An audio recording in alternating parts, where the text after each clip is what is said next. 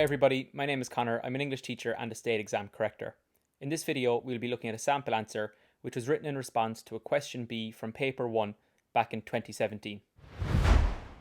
So it's a good idea before watching today's video that you go and read the sample answer in its entirety. This will just give you a flavour of the student's writing and it'll also help you become more familiar with some of the main points in the essay. Once you've watched the video, then I recommend that you go and read the annotated PDF version of the sample answer. This will just give you some more information and tips on the essay which won't have been covered in the video. Before we tear down the sample answer itself, let's take a quick look at the question.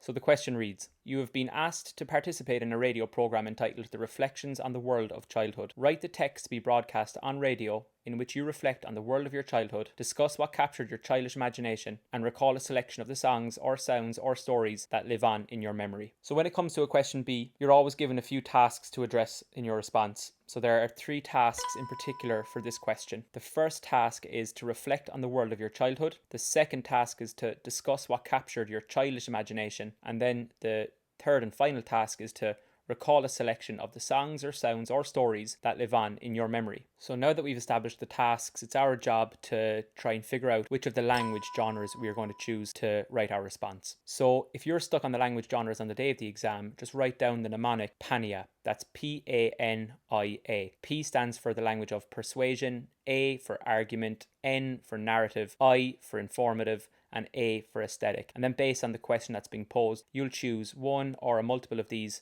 in order to write your response. So now that we've looked at the question, let's take a quick look at the marking scheme. So the marking scheme states that students are allowed to take a variety of approaches to this question, which is great news for you. You can approach this question in so many different ways.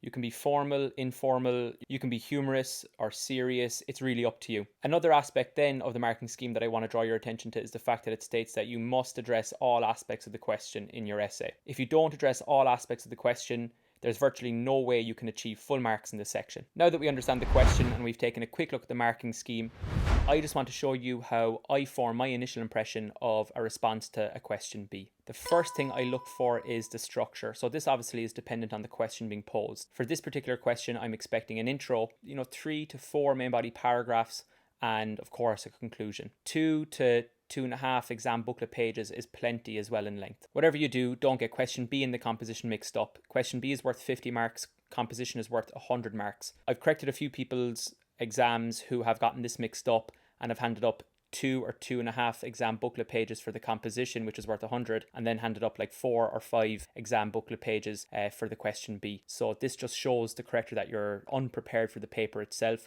So remember, 2 to 2.5 exam booklet pages for question B is loads. Then you want to be hitting maybe 4 to 5 exam booklet pages for your composition. The second thing then that kind of informs my judgment of a piece of work when it comes to question B is whether or not the student has addressed all the aspects of the task or question in their response. So an easy way for you to stay focused on the question at hand throughout your own essay is just to continuously reinforce the question's key words. A quick tip as well is I've often come across students who will bullet point the tasks of the question on the top of their exam booklet. This is really good because it helps them to address each task individually, and they can also cross out each task as they have addressed it.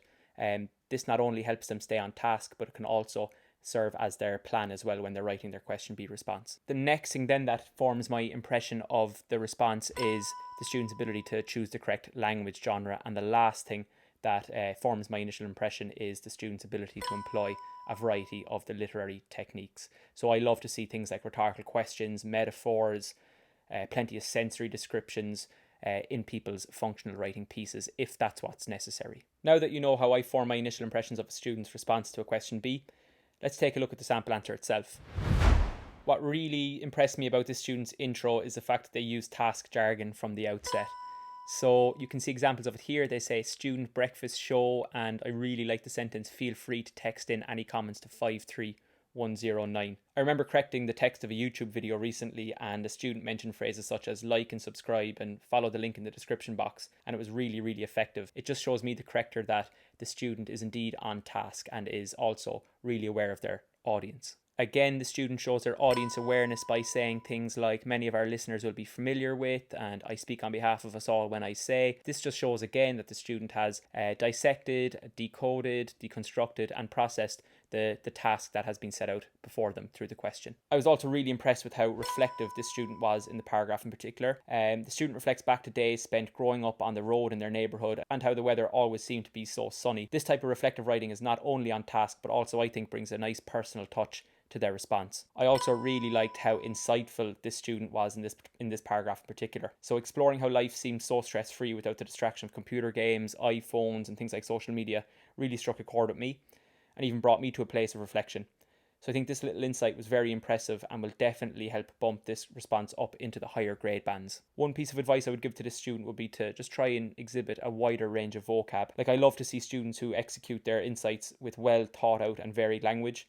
If you're looking to separate yourself from the majority, then be sure to make an effort to bring in some impressive words that you know your classmates won't be using in their written piece.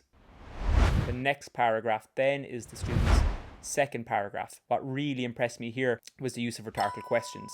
So the student asks whether or not any of our listeners experienced this, or they ask the audience whether or not anyone remembered having imaginary friends. By asking the audience these kinds of questions, you're just heightening their engagement levels, and you're also showing the corrector that you're conscious of the correct literary devices to be putting into your response based on the question being posed. I also really like the fact that the student addresses the question throughout their paragraph. This sentence highlighted in blue in particular showed me that the student had again processed what was being asked of them in the question. So they say, I have a distinct memory of my good pal Spoon around the age of 4. Again, as I said, they address the task because they're talking about the particular aspect that asks them to discuss their childhood and what captured their childish imagination. I also really liked the use of anecdote.